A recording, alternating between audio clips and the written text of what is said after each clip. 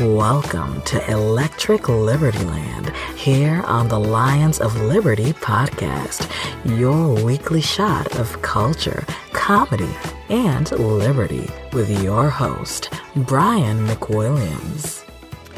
Hello, everybody. Welcome to this week's Electric Libertyland. I am Brian McWilliams. I apologize. I am very, very under the weather today. My colleague came into town from the East Coast to help out at work with a big charity gala event that we help coordinate and do PR for, and brought with him some sort of plague which has settled itself into my brain and my body. So I am struggling this way. I did a podcast with Remzo of the Remzo Republic, Remzo Martinez, good friend of our podcast, a few days ago. And it's funny, I thought I felt bad then because I did that on Sunday. Little did I know that it would just be lying dormant. I've not seen the new Alien movie yet, but I imagine that this virus or this bacteria and this whatever it is, infection that has beset my body is lying in wake in that way. It was in a little alien egg pouch and then jumped out, and now it is constricted around my neck, laying its alien babies in my chest. Which hopefully I do not cough up onto the microphone. But even though I feel terrible, I wanted to give you guys something. I will not be doing a full-length episode. It has been a struggle to get my ass off the couch to do this episode, but I did not want to leave you guys in the lurch with nothing to listen to on your Wednesdays, whether you're listening to it in the morning or the lunchtime or whatever you're doing. Maybe you're sick. Maybe you're listening to my voice when you're sick, trying to make yourself feel better. Well, guess who's a jerk now? Failed plan there, just making your illness worse. So let's start the show off. I'm doing the least amount of editing I can too. So let me just tell you guys, please do support us on iTunes with a review. Come on, join the Facebook forum. And as you usually hear Mark Mixton say, we do have our special support group, which you can join and has exclusive content, including my very own editions of Rand Pluses and Minuses are in there. I'll also have some additional content coming in the next week to come. Some takes I have about pop culture, and this actually came up when I was doing this podcast with Remzo, but there's something I want to talk a little bit more about. So I'm going to do an exclusive content bit on it, but talking about the understanding and how we see a lot of libertarian themes coming into film and TV. And I discussed that in my previous podcast about Rick and Morty, but I started to wonder, I said, do the progressives realize that they're putting libertarian themes out there, or they just think that they're progressive themes and they don't see the hypocrisy when they put them out there and then they go and vote in a certain way or do a certain thing when pushing through a certain policy in office? So I'm going to examine that a little bit more. So anyway, that is great content. You can get that as far as $5 a month. So just check that out, lionsofliberty.com/support. Okay, on to my own shtick here. First thing I want to talk about, guys, is I want to talk a little bit about Trump's trip to Saudi Arabia. And if you are watching the news, there's a lot to like in the world of memes from this trip, mostly in the way that Trump was presented. I don't even know if it was the Saudi king that presented. I presume it was, because it was in his country.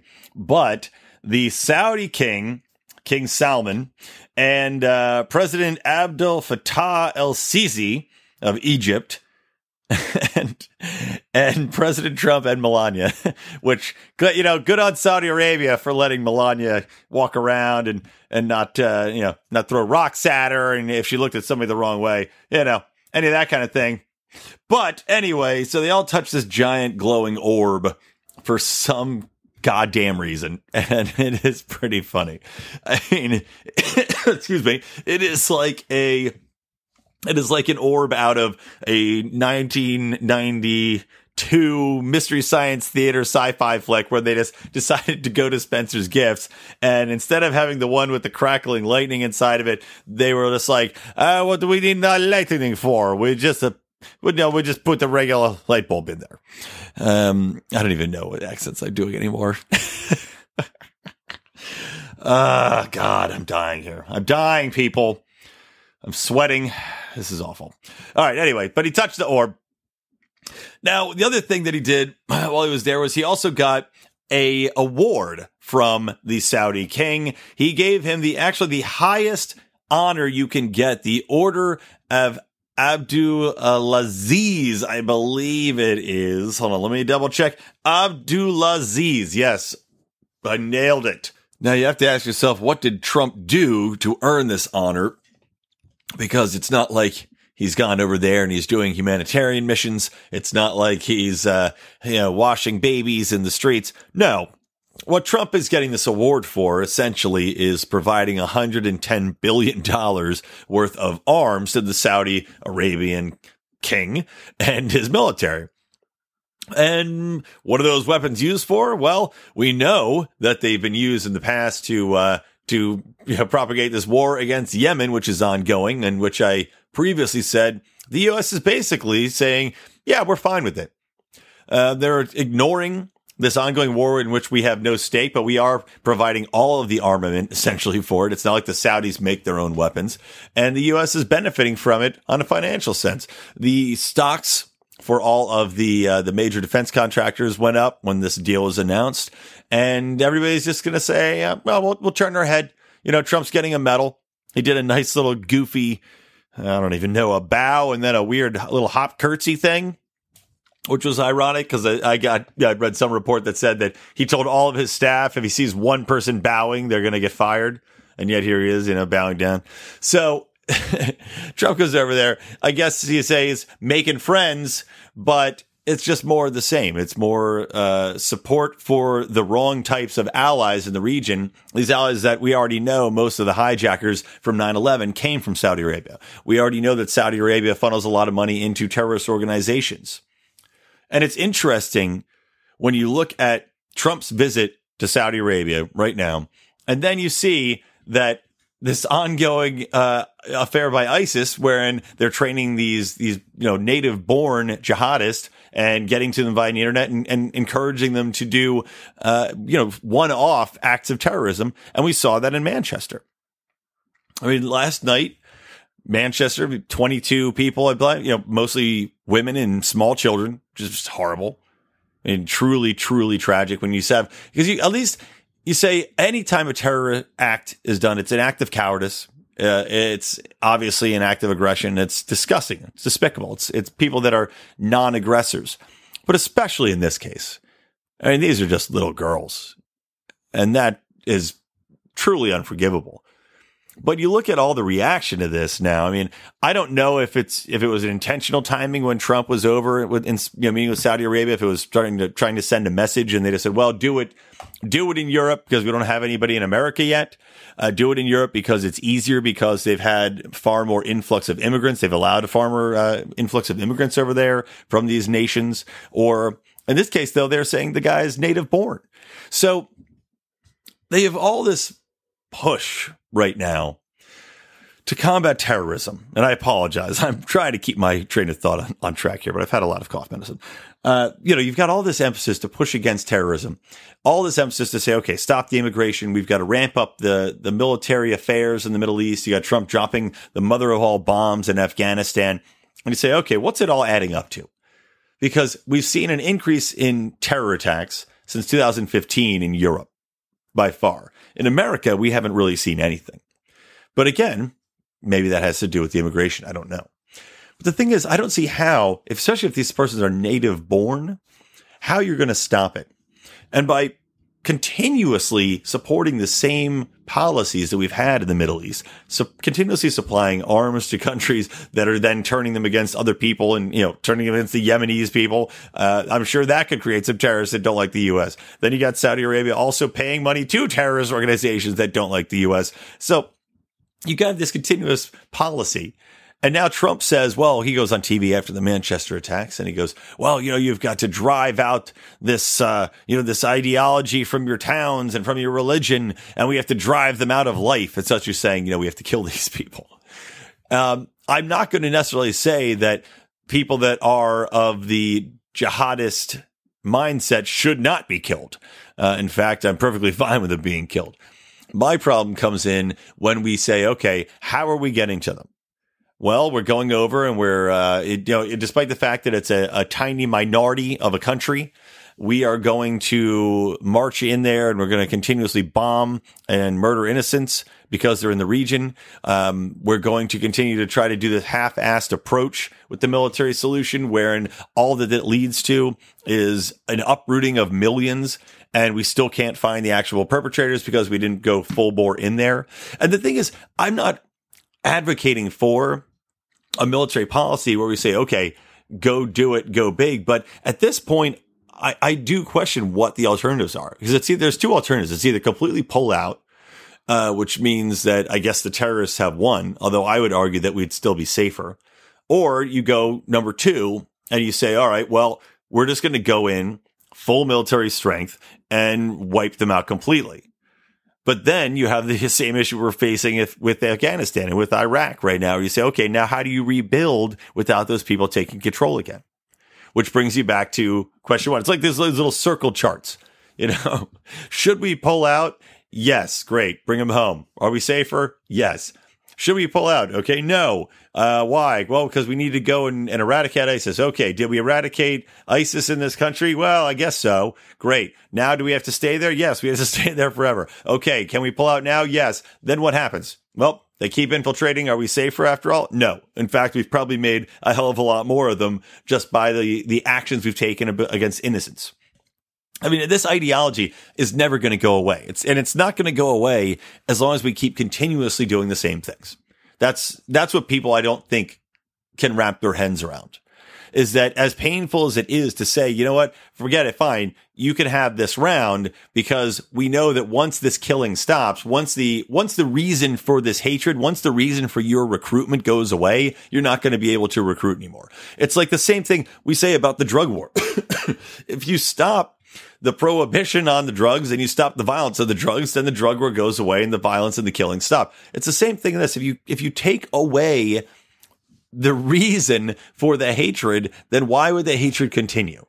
It just doesn't make any sense. And you can say, okay, well, but we have to fight against the atrocities under Sharia law. Look, I don't, and under this radical Islamic law, I'm not saying those are good things either, but what would you rather do? Would you rather go have a nation put itself at risk and have innocent little girls get blown up at an Ariana Grande concert because you are worried about what's going on halfway across the world? Or you'd rather say, well, they can either handle that themselves, or we can handle that through political means, or we can handle that through other ways, that they're cultural changes that might get that done instead of doing it Jesus Christ, people, militaristically, wherein we're going to get this kind of blowback. We'll see if that made sense tomorrow, because I'm not listening to it again now.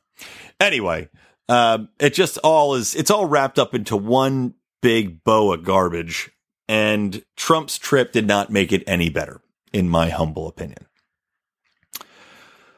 Okay, let's move on to something else really quickly. How about we move on to a little bit of Rand Paul? Because Rand Paul, I just mentioned the drug war. Rand Paul has put through an act called the Justice Safety Valve Act. And this is essentially to fight against Jeff Sessions' insane mandatory minimum push. So, Jeff Sessions, I just hit my desk with my knee.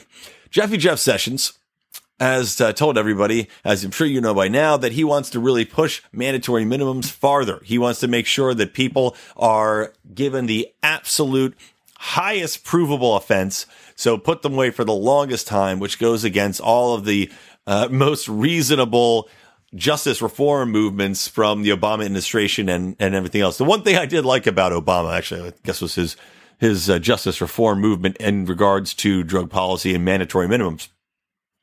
But Rand Paul said, hey, I'm not going to take this sitting down. In fact, I'm going to put a bill out there called the Justice Safety Valve Act, which was done with Thomas Massie in tow. Always good to get the old Massie on board. Kind of reminds me of Beaver Cleaver back in the old days. I mean, seriously, let's just, for a side moment there, because my brain's so spacey anyway, doesn't Thomas Massie look a little bit like a little kid? Like, he made a big wish And the genie thing he put the coin into, though, it was like, all right, I will grant your wish. But then it like broke halfway through. So he has a big body, but he still looks like he's about 14. I mean, really, Mazzy, God, grow a beard, something. Get a 5 o'clock shadow. There's a 12-year-old in there. But I do appreciate his politics. So anyway, this Justice Valve Act, what it would do is something pretty great. And fighting back against all federal crimes, mandatory minimums, by the way, not just marijuana. So essentially, it's putting the quote unquote justice valve in there, which would give judges the ability to look at things at a case by case basis. So they can custom tailor sentences rather than just saying, okay, you have to put this person in jail for X amount of years because it's on the books and there's nothing I can do about it at all. Which I think is the fair thing to do. I mean, you look at how many people have been put into prison for an extra 5, 10 years for these minimums. I mean, some minimums are, especially like you got or life. I mean, God. I mean, the, excuse me, the 3 strikes law is basically a mandatory minimum for the life sentence. So it's just excellent to see that Rand is stepping up to the plate here, and he gets a definite call us. Okay, I'm going to hit one more thing, guys. Like I said, this is going to be a very short episode. When you can't think, you can't podcast, and I just can't think right now. One more thing I did want to touch on, though, is the Julian Assange rape case has been dropped, which I think is pretty fascinating. The background on this, excuse me, the background on this is that Julian Assange in 2010 was speaking at a conference in Sweden.